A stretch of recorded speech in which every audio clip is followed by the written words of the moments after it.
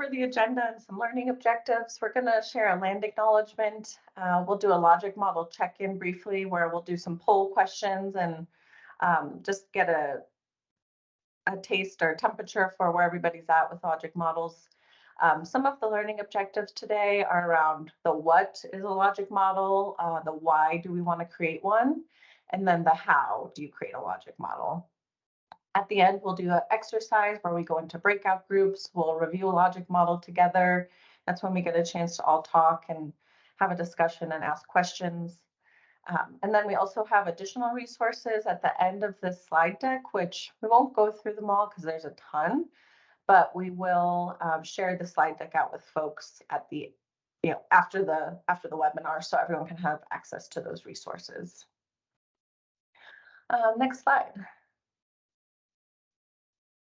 So we're just going to start off today with a land acknowledgement.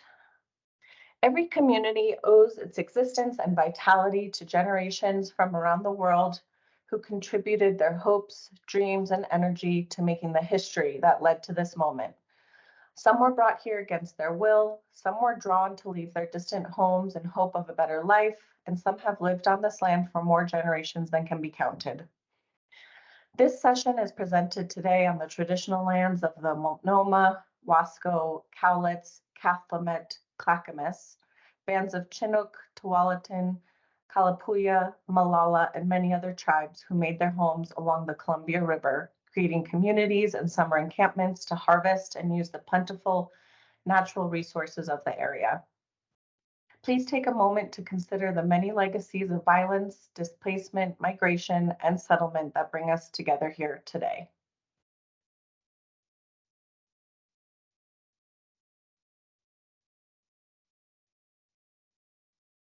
Okay, thank you.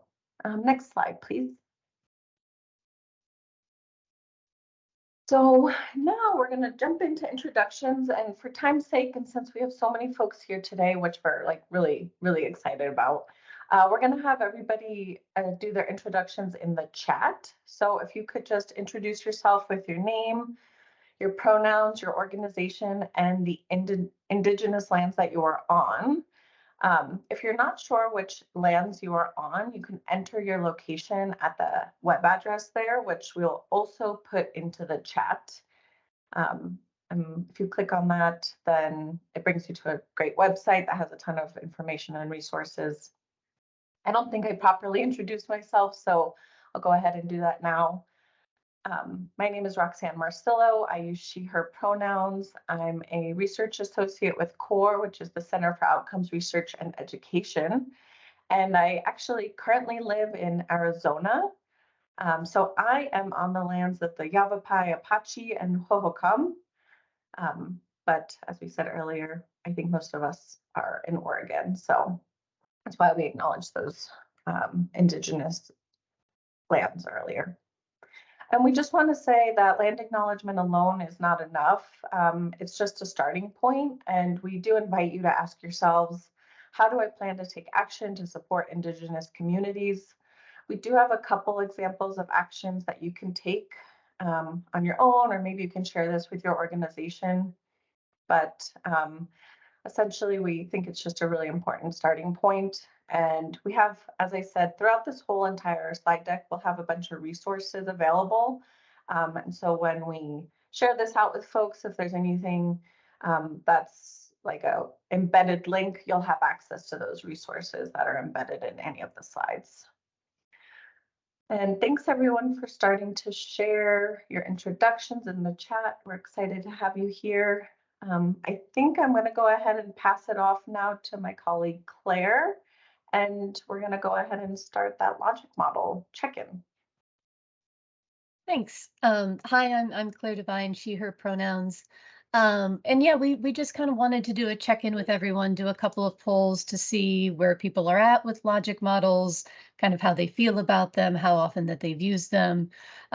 So you'll have a poll pop up, and I think the first one that we're going to do is we're asking kind of what comes to mind when you hear logic model. So just a word or two, and we'll get a word cloud for what you think of when you hear it.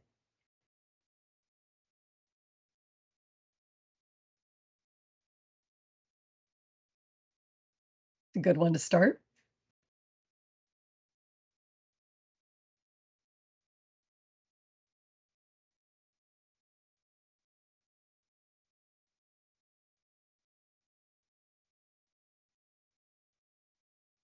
So we're starting to see a couple pop up. It was exciting to see fun come, but also some, can be confusing.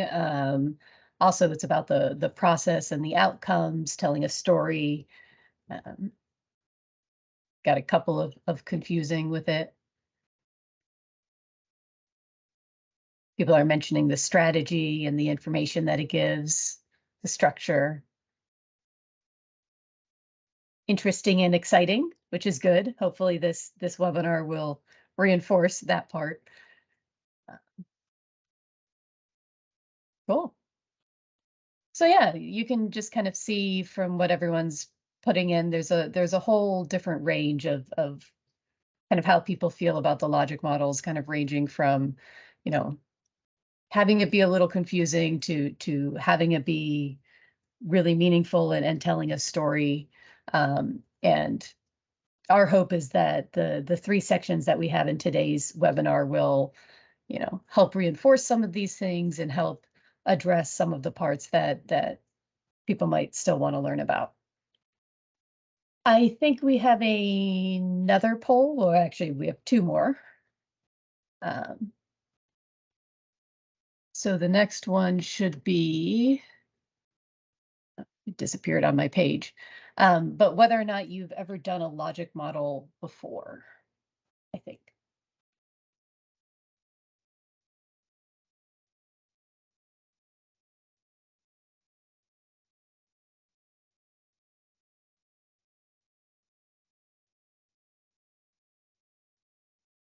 There we go. And we're seeing a pretty good mix there as well, about half and half, a little bit more tending towards the folks who have not done a logic model yet. Doesn't seem to be anyone in the maybe category.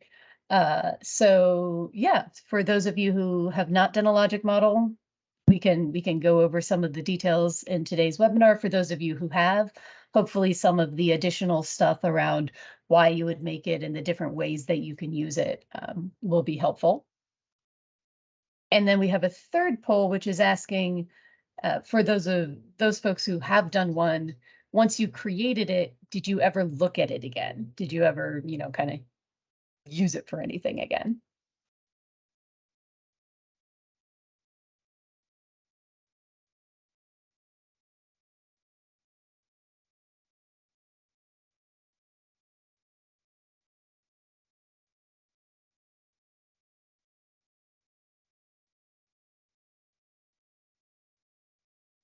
So we're getting a fair amount of people saying that they have not used it again once it was created and maybe submitted for a grant application. And then a variety of folks who did something in between that and, oh yeah, I use it all the time. So that's good to know. And like I said, one of the sections that we'll be going into today will kind of focus on ways that you can use the logic model, the different parts of the process that you can bring it into. And I think with that, we can launch into the meat of the presentation, and I'll hand it over to Kristen. Hi, everyone. Good morning. Excuse me. It's so nice to be here with you all today. My name is Kristen Lassajohn. I am a program manager at CORE, and I use she, her pronouns. And I'm super excited because I might have been the person who put logic model was fun. Actually, I wasn't, so I was really excited that someone else put that. But I've used logic models and worked with them during the course of my career, and I'm super excited to just share some information with you all today and learn from you all too in terms of how you're using logic models and learn together. So next slide, please. So I'm going to kick us off with the what is a logic model and have a couple of slides about that before we get into the why and the how. So at its very basic level, a logic model is a document. I just want to clear that up because I was talking with someone the other day who were like, what do you mean when you say model? So I just want to clear, like, it is a document, and it is a, think of it as, metaphorically, it is like a roadmap. It is showing you how to plan to get to your destination, where your program wants to go. So it can be formatted in a lot of different ways, but the gist of it is that it connects your program with your outcomes, and it shows a series of statements that flow through from your programs to where you want to go. So we usually think of them in terms of health or social programs, but if you wanted to, you could have a logic model that plans your family vacation or thinks about how you are achieving an educational or career goal. So there you can use these for all different sorts of things, but typically a lot of folks have had experience with them in social service or health related public health programs and thinking about outcomes. Next slide, please. So this slide has a lot going on with it, but I wanted to start because I think it's a good way to structure this. I wanted to start kind of with the bottom with what a logic model is not. So the logic model is very much focused on the what your program is doing, what it wants to achieve. What it is not is the why potentially. Of course, why you're doing this is to achieve these outcomes, but it's not, when I say it's not the why, I mean that in the sense of it's not um, the literature that you've done to put into what you've done, how you've developed your program, or the best practices that you've studied, or the theory behind all of the connections that you're making, or the value proposition. You might have another document that summarizes that work and that summarizes the value you're hoping to get out of this program, or all the efforts you've put into why you're doing this. And so that might be like what we have here, like your strategic plan or your value proposition. And I also want to say that while the logic model has a broad level of your outcomes and what you're doing, it's also, I would say, it also doesn't delve as much into the how. So when I look at these other documents here, a work plan, a strategic plan, a data collection plan, these are documents that get into that nitty gritty of like how you're going to collect the data. You're going to have 3 surveys, and you're going to like understand, how your knowledge changed. The logic model will not cover that level of detail in the how. So the logic model is really focused on the what you're doing, what resources you're putting into the program, what activities you're doing, and what outcomes you expect to see. So it can definitely be kind of a centerpiece of all those documents, but it won't be necessarily the sole document that you will need for the program, or that you might want to have to explain the program. And then typically the logic model, getting back up to the top part of the slide, it reads left to right typically, but the nice thing is you can also look at it backwards to forwards, forwards to backwards. We'll get into that a little bit later. But typically it starts with what you're putting into the program, and then what you're hoping to achieve from the program. And like it says, sometimes it's missing that how or why or context or discussion of the systemic barriers you're hoping to decrease, or anything that you're trying to do beyond that what sometimes is not necessarily in the logic model. So we'll get into now a little bit of understanding what these top categories are and how they're usually defined. So next slide, please. So these are typical categories you might see on the top of a logic model. Sometimes they're called something a little bit different. Sometimes inputs are called resources, but these are frequently the categories you'll see. So I'll go through each of them.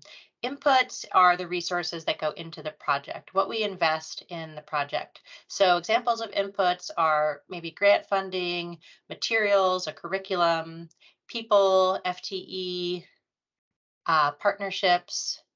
Oh, I lost the slides, I think, or at least I did. Oh, they're back. Thank you. So this is what we're investing in the program. So an example of that would be 2 FTE of community health workers, potentially. And activities are what happens, what we do with the program. So maybe it is implement 3 cooking classes, or maybe it is provide peer services to 100 people. And then outputs are, and sometimes called process, they can also be called process outcomes. These are the direct results of the activities, and almost always these are numbers of things. So this is how much and how many things did we do. So we did 3 cooking classes, we served 100 people, we had 100 folks attend a training, we had 50 people have at least one contact with a peer. So this is really where you're getting into counting what you did. That's the outputs. The outcomes are then getting into what was achieved by the program. And these can typically to be divided into short, intermediate, or medium and long-term outcomes. So there's not necessarily a hard and fast rule of what makes short, medium, or long. It's kind of like you know it when you see it or something, which is not that helpful. But I will say it is generally how you can tell if it's short, medium, or long really depends on the program. So if you have a program that isn't expecting to achieve everything it wants to achieve in 1 year, say, then at the 1 year mark, that might be your long-term outcome. Short-term outcome might be like 3 to 5 months. Midterm would be, somewhere along the middle part of your outcomes, like 6 to 9 months or something. But if you have a program that really isn't going to achieve everything until, say, 5 years, your short-term outcomes might be, 6 to 12 months. Your midterm might be at the 2 year mark, and your long term might be at the 5 year mark. So that can really change based on how long your program is. So on the next slide, we are going to look at how this could look in an actual program. So these are the same categories, and what's different now is we just have a more complete version with the examples right here. So inputs in this example, this was a clinical program for people with prediabetes. What was invested into the program was 2 FTE of community health workers embedded in 2 primary care clinics. The other input was a cooking class for people with prediabetes, the curriculum of that class. And so then the activities, what was actually happening in the program were the cooking classes themselves, referrals to food resources, and for the provision of food resources, and then education. So then if you move on to the outputs, this is where you get into the numbers. So how many people received the community health worker visits, how many classes happened, how many patients attended the classes, how many referrals were provided. And then if you keep following that logic over time, right here, they don't have the outcomes divided into that short, medium, and long. But if you look at them, outcomes start to be, this is where outcomes get into changes that you want to see. So changes in knowledge, changes in behavior, changes in health status. So for example, the changes they're looking to see are increased knowledge about dietary changes that can support health. That might be one of the shorter term outcomes in this program that folks might have maybe right after they've completed that cooking class, that increase in knowledge. Increased access of food resource, again, that might be another of the shorter term outcomes. Increased confidence and frequency of cooking at home, that seems more like an intermediate outcome because that's something that will take some time to develop. The idea of frequency of cooking at home probably won't happen overnight, probably will take some time and some, ongoing efforts. And then improved blood sugar management is more of a longer term outcome because that will be something that potentially this program, I'm assuming, would be tracking over time more in the longer term.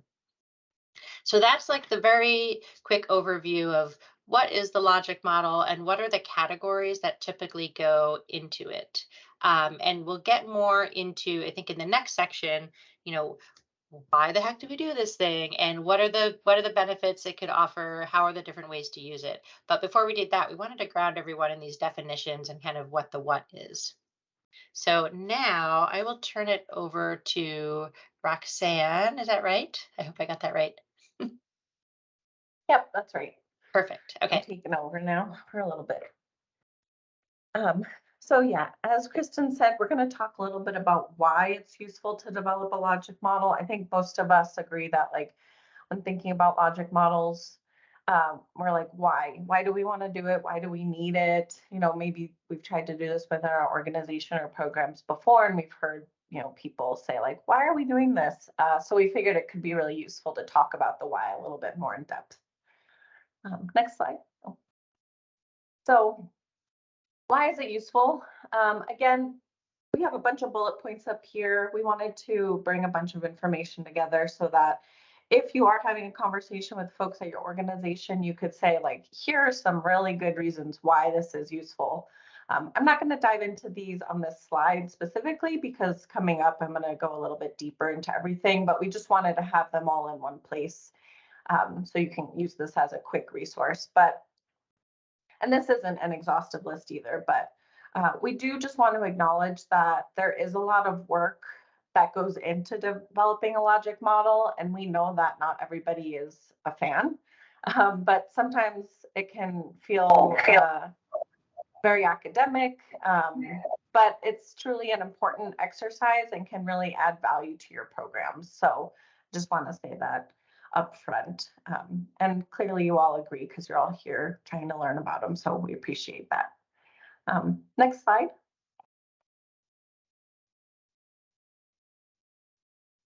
So what can I use a logic model for? Again, I'm not going to spend too much time on this slide, but because the following slides are going to go into this program implementation cycle. So I'll dive into the planning piece, like what can I use a logic model for with planning my program? What can I use it for with implementation and then with evaluation as well?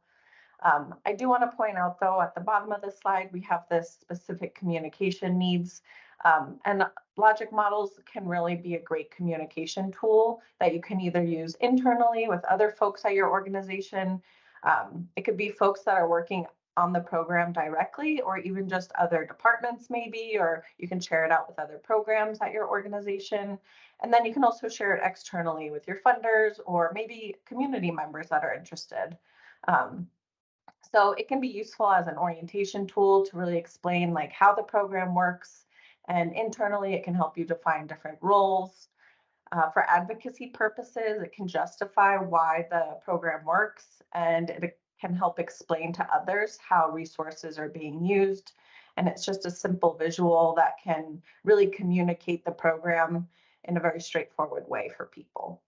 I do want to point out that little green star in the lower right-hand corner about the logic model development process is important too. So we really want to point out that the process of developing the logic model itself is just as important and maybe sometimes even more valuable than the actual document that you create. Because it's really all about having those conversations about what leads to what and what kinds of outcomes you expect to see. And it helps get everyone on the team or in the program on the same page, and it can be really helpful. The model that you create and either put down on paper or in a PowerPoint or Excel, however you capture it, that's just how you record it all. And then of course that is a useful tool as well because you can share it out with other folks at that point. But having those conversations internally and like going through the process of developing it is just as important. So we really wanted to make sure we shared that information with folks. Next slide. So from the planning perspective, when you're thinking about planning a program, logic models can really help you clarify the rationale. So maybe you've already done some of the legwork, you've done like a lit review, you understand that there's a need there, you know the theory behind why you're implementing this program, but you really want to clarify the rationale so that you can communicate it with others. The logic model can help you do that. It can also help you identify any gaps in your program logic. So you're like, hey, we're thinking that we're going to do this thing and it's going to lead to that. But then as you start building out the logic model, you're like, oh, wait a minute, there's all these gaps in there we need to identify. And then we also need to figure out how we're going to fill those gaps. As I said earlier, it can help articulate relationships between resources, activities, and outputs that can help define roles and responsibilities for people at the organization who are in the program, or maybe even just like working in parallel to the program. And then it can also help condense the program plan so that you can communicate to funders about how resources are being used, et cetera. And just some use cases there that it can be included with proposals or grants. And it can also be a really useful guide for your measurement plan. So along each step of the way, you can use it to identify different indicators for each activity output and outcome. Next slide. And then the next piece of that program implementation cycle that we had is this like implementation and monitoring. So this is when you're like in the middle of the program and you're trying to figure out what's like, is this working? How is everything going? Where are we headed next? You have that logic model to help guide you and be your roadmap. And it can help you manage and maintain accountability. It also helps you understand if the program's delivering as you intended it to. So you can ask yourself, like the example here, are participants receiving the intended number of classes that we had planned? Why or why not? Like, are we reaching our target population? And you can ask yourselves, like, what do we need? If we're not, what do we need to do differently? Do we need to add more inputs? Do we need to change the activities, etc.? It can also help you guide reflection and quality improvement efforts, which I think a lot of us do on the daily within our organizations. I know we're all striving to always like be better and improve, but it can help guide that in a really like more of a systematic way and help guide those conversations as well with people on your program team. And then of course it can help with mid-course adjustments because we all know that unexpected things happen. And again, this example here shares like if, say, for example, you have an employee that quits or moves or whatnot, and you realize there's a hiring freeze at your organization for the next 3 months, what are you going to do? You can look at the logic model and say, okay, so we have one less input because we don't have that employee working full time anymore. What do we need to adjust with the activities and the outputs and maybe even the outcomes with this decrease in inputs? So again, it just helps kind of keep you on your roadmap and keep the plan clear in everybody's mind along the way so that if things come up, as we know they always will, you can figure out a good way to shift if needed, and go on from there and continue doing the great work. Next slide. And lastly, we want to note that logic models are really great for evaluation. So after, maybe your program's all done or it's year 1 is done and you're going to do a second iteration year 2, but you kind of want to evaluate how things went. You can ask yourselves, like, what do you and others maybe want to know about the program? And logic models can really help with both process and outcomes evaluations. They can help you decide where you want to look for evidence and what outcomes you want to prioritize. When you look at the logic model, you can ask like, okay, what amount of time and money were actually invested? We know we had this much staff, this kind of partners, this kind of funding came in. What did we actually spend our money on? You can also ask how many sessions were actually delivered. And then going into the outcomes, you can really dig into to what extent did knowledge and skills increase? To what extent did behaviors potentially change? Did we have the impact that we thought we were going to have? And also at this point in time, when you're like looking back, you maybe can see some outcomes that come out of the program that you weren't anticipating. And you can maybe add those in and think about the ways in which moving into your next iteration of the program, if that's what you're doing, maybe we can add those outcomes in and support that a little bit more. Or maybe there were some outcomes that we realized weren't as effective or we didn't really get anything out of them. So now we want to change and pivot. But it can really help ground you in that evaluation piece as you look back on the last 6 months, year, 2 years, 5 years, however long you're looking back, it can help with that a lot. So I think that now we're going to hand it off back to Claire, and she's going to talk a bit about how to create a logic model. Awesome, thank you. Yeah, so we've touched on kind of what a logic model is and the components of it, and then also why you might go about making one. We wanted to touch on now briefly, okay, well, if we're going to make one, what are the steps? What's the process? And as Roxanne mentioned earlier, the process part of it can be as important or even more important than the document. So if you go to the next slide, you can see some of the steps that we wrote out to actually creating the logic model. And the first would just be to really kind of clarify the purpose of why you're creating it. Kind of, there are some questions you can ask yourself about who's going to be using it, why will they be using it, kind of what is the purpose of the document, And that should, oh, and I think the slides disappeared again. But that should kind of drive the form and the approach that you're taking for development, as well as the level of detail that you're going to need. So that's kind of the first step as you create the logic model. The second, and this is the part that we've touched on a couple of times, is engaging the folks who are going to be involved. This is really a team effort, and it's really great if you have an opportunity to include community members, potential participants, staff, partners, and facilitate their involvement somehow, so that everyone's kind of contributing to this model. It's also a good time to establish kind of who's responsible for, you know, overseeing the logic model process, and kind of keeping it alive throughout the program, amending it if necessary in the implementation and evaluation phases. And then the third step that we've got is kind of, this is where you draft and sort of review and vet the model. You're going to start to, it's going to depend on the answers to the other two questions. But there are a lot of templates and tools out there that you can use as a guide to kind of fill in the sections.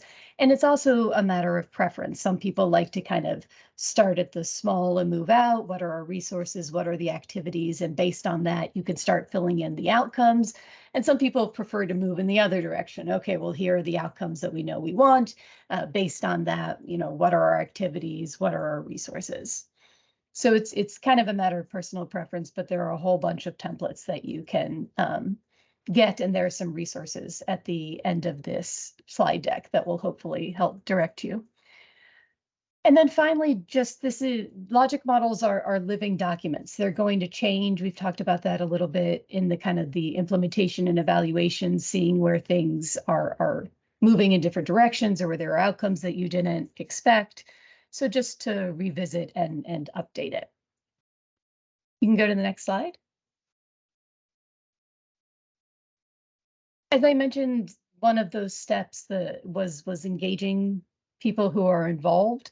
And these are just a couple of discussion questions kind of at each stage of the logic model that you can bring to your team or participants or partners. So things like when you're thinking about the target population, who's being helped, when you're thinking about kind of long and intermediate term outcomes, what rules or policies need to change, who's going to be changing and how, or for short-term outcomes, kind of what are the first things that we think that we're going to see. Then talking with folks about what you think can be actually measured and counted is a good thing to get input on. And then, the inputs, what do we need to make this really happen? So these are just some discussion guide questions that you can bring to people as you're developing the model. You can go to the next slide. When you're at the point of reviewing the logic model, we have a couple of guide questions as well. So things to think about when you're kind of looking at what you've developed. Are there any remaining questions that you want to bring to your partners?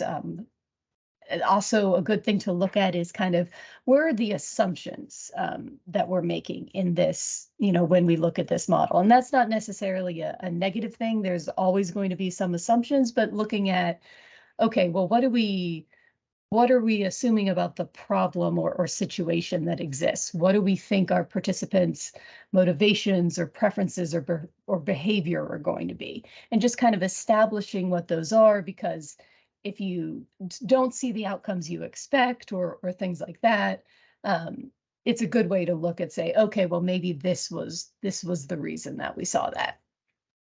And then also looking for any potential negative outcomes that might result from a set of strategies and activities is another good question once you're reviewing. Can go to the next slide. And then another kind of set of questions, there are a whole bunch of them for when you're reviewing your logic model. Are there any gaps? Is there anything missing? And then making sure are the outputs and outcomes that you're looking for actually realistic? Are they things that you're going to be able to measure? So these questions asking why and is this reasonable are just really kind of helping identify any gaps, any places where you might need to kind of fill in more into the logic model. And then finally, just kind of, is it visually manageable and readable? And do we like the form that it's in? You can go to the next slide.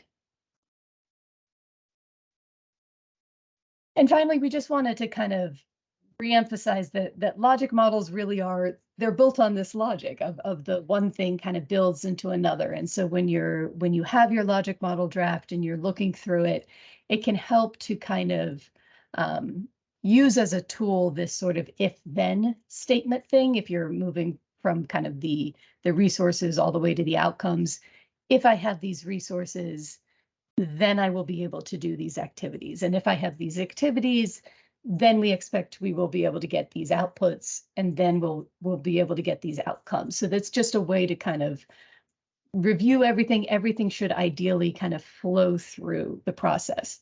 And then another helpful way to look at it is kind of backwards to forwards and ask a question about how. If these are my outcomes, how are those going to be accomplished? And you should be able to look at the immediately preceding information to answer that question. Well, how am I going to get that outcome? It's through these outputs. How am I going to get these outputs? It's through these activities. And again, just making sure everything flows is a nice way to test your model. And at this point, that kind of reviews the what, why, and how, and we're going to move into an exercise for the rest of the time.